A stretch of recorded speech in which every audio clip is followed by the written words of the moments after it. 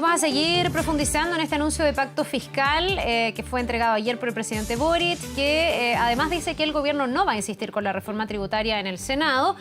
No estaban los votos, básicamente. Vamos a entrar en más detalles. Estamos para esto junto a Gael Yeomans, diputada de Convergencia Social y presidenta de la Comisión de Hacienda. Muchísimas gracias, diputada, por estar con nosotros y muy buen día. Muchas gracias por la invitación, Carla.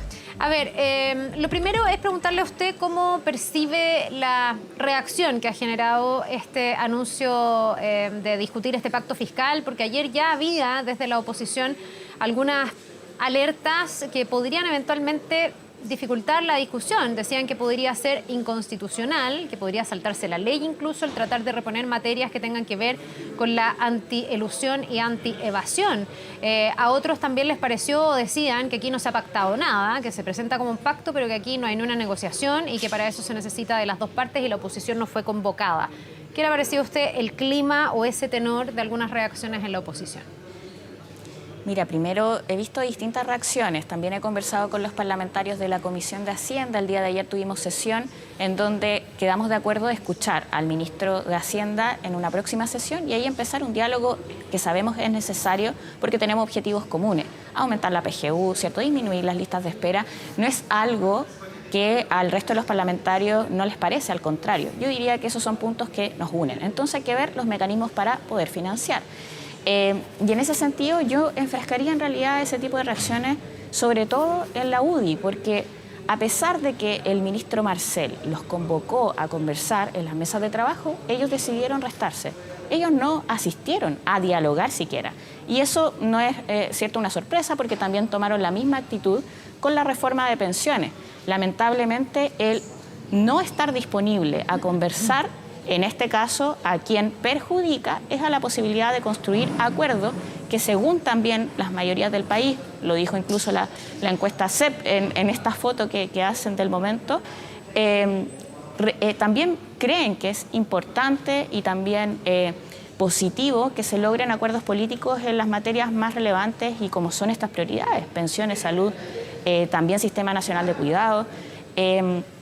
Y por lo mismo, además, yo solamente también vi las declaraciones que dio el diputado Ramírez, ¿sí? Adjudicándose ser portavoz de las pymes. Él no es portavoz, no puede hablar a nombre de las pymes. Las pymes asistieron, generaron estos diálogos con el ministro de Hacienda en estas 33 sesiones en que se llevó a cabo, y también se incorporaron compromisos a los que se llegó con ellas y que van a ser parte de este cúmulo de propuestas. Otros sectores políticos asistieron, decidieron conversar con el ministro de Hacienda, por ejemplo, Evópoli, los demócratas, la democracia cristiana, que no son parte de la alianza de gobierno, pero simplemente estuvieron disponibles por el país a conversar. La idea de la inconstitucionalidad, ¿usted la descarta o ahí puede tener un punto la oposición? Porque aquí entiendo que estas normas anti-elusión, anti-evasión tendrían que entrar por la Cámara de Diputados, y lo que dicen ellos es que, según la Constitución, no se puede reponer algo si es que no ha pasado un año desde que fue presentado, que fue la reforma tributaria a la que el gobierno termina finalmente renunciando. ¿Usted le ve un punto a esa discusión o es una excusa para evitar debatir? Lógicamente hay que respetar la admisibilidad y los marcos legales que tenemos nosotros y también constitucionales. Eso no está en duda y tampoco está en cuestionamiento. El tema es que es la reacción que está teniendo en particular este sector de la oposición, la reacción de, sin siquiera tener un proyecto de ley ingresado, amenazar con recurrir por inconstitucionalidad al Tribunal Constitucional. O sea, primero vean el proyecto, primero veamos cuáles van a ser las fases, además de tramitación, o las medidas que se quieren tomar para poder llevar a cabo este pacto fiscal. Lo que señaló el presidente y también el ministro Mario Marcel es que no se está pensando en un solo proyecto de ley, se está pensando en distintas fases y también en medidas que pueden ir desde lo legislativo como desde lo administrativo, sobre todo en lo que respecta ya más puntualmente en el combate a la evasión y la elusión. Primero, ese es un tema que supuestamente todos estamos de acuerdo en poder avanzar, ¿cierto? Lo dijo en su momento, de hecho, en el gobierno pasado, el ministro Briones generó un espacio de trabajo para generar una propuesta en esta materia en particular, en donde reunió a distintos expertos y expertas y se construyeron distintas alternativas. Bueno, construyamos también en base a esas propuestas elementos que nos puedan ahora facilitar los acuerdos para poder avanzar en esta materia. Que el 1% más rico evada 9.300 millones de dólares al año por no pago del impuesto a la renta es una cifra de la vergüenza. Y voy a insistir en esta materia porque creo que es importante que nos hagamos cargo y también asumamos la responsabilidad desde el Congreso de que esto suceda. Ahora, y entregarle las herramientas de fiscalización al Servicio de Impuesto Interno. Se puede también discutir desde esa línea, sin en el fondo meternos en la idea matriz del proyecto anterior. Sí, que entiendo que esas son cosas que están contempladas. Vamos a ver las bajadas que se van a ir haciendo a cada uno de estos anuncios que forman parte de este pacto fiscal. Ahora, entendiendo la importancia del tema, pero también tomando en cuenta lo que usted critica, que es esta reacción por adelantado, de alguna manera, a esa bajada y al detalle por parte de la oposición, y usted se indica ahí particularmente a la UDI. Bueno, ¿qué debería hacer el gobierno? ¿Cómo va a cambiar este termómetro de mucha tensión entre la oposición y el oficialismo? Porque el gobierno termina renunciando a la reforma tributaria precisamente porque se cae, porque ahí se rechazó la idea de legislar. Se requieren los votos de la oposición y uno percibe, diputada, que la situación está más tensa que nunca, además mediada por el caso convenios. Ayer no fueron pocos los que desde la oposición decían, bueno, pero primero, antes de pedirle plata a los chilenos, a las personas, a través de impuestos, a través de mayor recaudación, garanticen que el Estado va a destinar bien esos dineros, que los va a gastar bien y que no van a terminar en una fundación donde están los parientes, los familiares, los amigos, los compañeros de partido. Yo no digo que eso sea así, eso puede ser una caricatura, pero tiene cierto sentido para el ciudadano que ha visto con mucha alerta lo que ha pasado con el caso convenio. ¿Usted reconoce que esto ha puesto más cuesta arriba a la discusión o no? Efectivamente hay un clima, un contexto político que se ha utilizado para hacer estos cuestionamientos, pero a mí me parece que esta es una oportunidad de poder incorporar elementos también para generar en la ciudadanía una certeza, ¿cierto?, de que los recursos van a ser bien ocupados en las necesidades y los objetivos que nos hemos comprometido a financiar. Y en ese sentido, la invitación a construir un pacto fiscal también va de la mano de generar elementos que combatan la corrupción. El presidente de la República lo dice en la cadena nacional con el mismo sentido, ¿cierto? Este pacto fiscal puede tener elementos y herramientas que le permita, en primer lugar, también combatir la evasión. O sea, digamos, evasión es, si es sobre todo el 1% más rico, ¿cierto?, del país que evade impuestos que puede pagar, ¿cierto? No le cuesta llegar a fin de mes a alguien que gana por sobre los 10 millones de pesos, ¿cierto? O de los 5 millones de pesos mensuales. No le cuesta llegar a fin de mes para pagar los impuestos que les corresponde por ley, ¿cierto? Eso me parece que es algo que ni siquiera estamos hablando de aumentarle los impuestos, es simplemente que cumpla. Y para eso el Servicio de Impuestos Internos tiene que tener la herramienta. Y en materia, ¿cierto?, de los convenios, de lograr mecanismos que nos permitan dar certeza y garantía a la ciudadanía de que los recursos fiscales se gasten bien, también hay elementos que tenemos que hacernos cargo en la ley de presupuesto y eso puede ser parte de lo que se discuta en el pacto fiscal. O sea, tenemos acá una invitación que es abierta, que es integral, a que el Estado se haga cargo de que los recursos fiscales se inviertan bien, cumplan los objetivos, pero también que nos hagamos cargo de perseguir a quien no cumple la ley. Y quien no cumple la ley, estamos hablando de quienes han infringido, ¿cierto?, a propósito del caso de los convenios y también de quienes evaden los impuestos y el pago de ellos que corresponde. Ahora, ¿eso debiese convencer a la oposición? Porque resulta que aquí invitaciones se han hecho varias. Se ha pedido sentarse a conversar de cosas que son muy relevantes, las pensiones, este mismo pacto fiscal, y la oposición, y particularmente la UDI en este caso, ha dicho que no lo va a hacer mientras no haya alguien que no sea ni un seremi ni un subsecretario o subsecretaria, sino que alguien de mayor envergadura, de mayor rango, que se haga cargo de las responsabilidades políticas del caso convenio. Y aquí apuntan directamente al ministro Giorgio Jackson. ¿Usted cree que van a poder convencer por otra vía a la UDI o finalmente se tendrá que hacer, no sé si llamarlo un gesto, pero una concesión de ese tipo? Mira, yo primero quiero rescatar que la posición de la UDI no ha sido la posición que ha tenido también el resto de los partidos políticos que no son parte de la alianza de gobierno. La mesa de pensiones ha seguido funcionando también por eso mismo. Renovación Nacional sigue participando, Evópoli también tiene una buena disposición, e incluso el Partido Republicano está participando de la mesa técnica. Entonces, esta obsesión que tiene la UDI con el ministro Jackson no puede trabar el avance de los derechos que necesita la ciudadanía.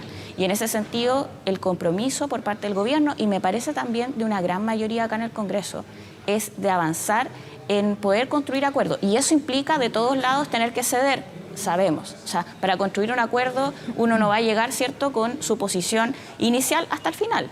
Pero sí requiere diálogo, estar disponible, por lo menos sentarse a conversar. Y eso, si la UDI no quiere, bueno, tendremos que avanzar con el resto de los partidos políticos que sí tienen disposición y sobre todo con aquellos que están implicados directamente. Por eso la conversación y el compromiso que se logra con las pymes es importante, porque también nos va a permitir hacer avanzar elementos que también los vimos en otras experiencias. En salario mínimo, en 40 horas, se lograron primero acuerdos con el mundo social, con las organizaciones, y luego se hizo avanzar acá en el Congreso.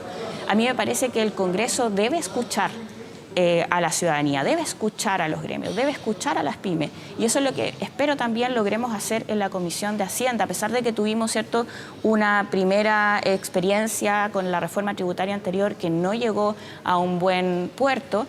Creo que el ánimo, en la medida que no sean solo los parlamentarios y parlamentarias los que discutamos, sino que abramos un poquito el espacio, que podamos incorporar visiones de otras y otros, creo que puede dar pie a generar buenos acuerdos como ya los hemos hecho con anterioridad.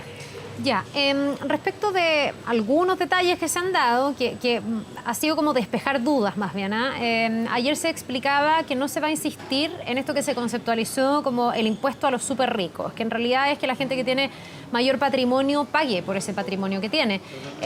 ¿A usted le parece una buena medida? ¿Esto era bien sentido en el gobierno? En gobiernos anteriores, incluso desde sectores de izquierda y centroizquierda, esto siempre se planteó. ¿Le parece bien que el gobierno haya renunciado a ese objetivo?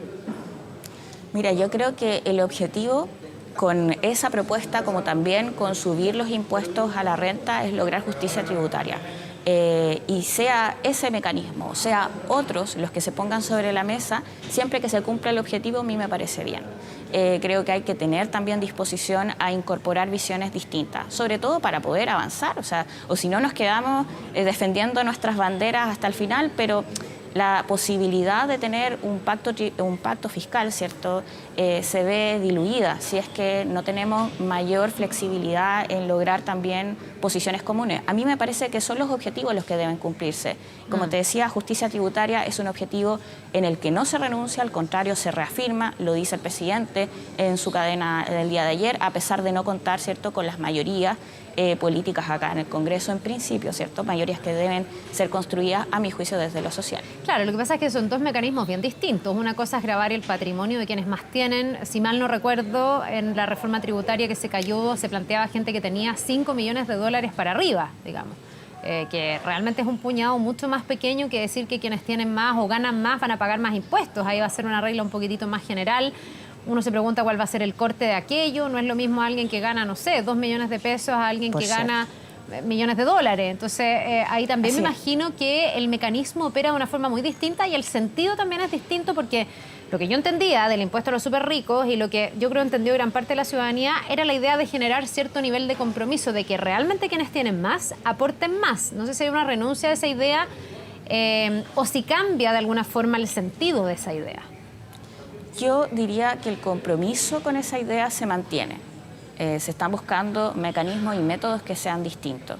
Por cierto que cuando uno habla del impuesto a la renta y de gravar a quienes tienen más ingresos de forma distinta, ¿cierto?, a quienes tienen menos, e inclusive manteniendo las cosas como están en quienes no les cuesta llegar a fin de mes porque incluso les pagan el salario mínimo y eso no te da actualmente para cubrir todas tus necesidades. Eso es una realidad en Chile.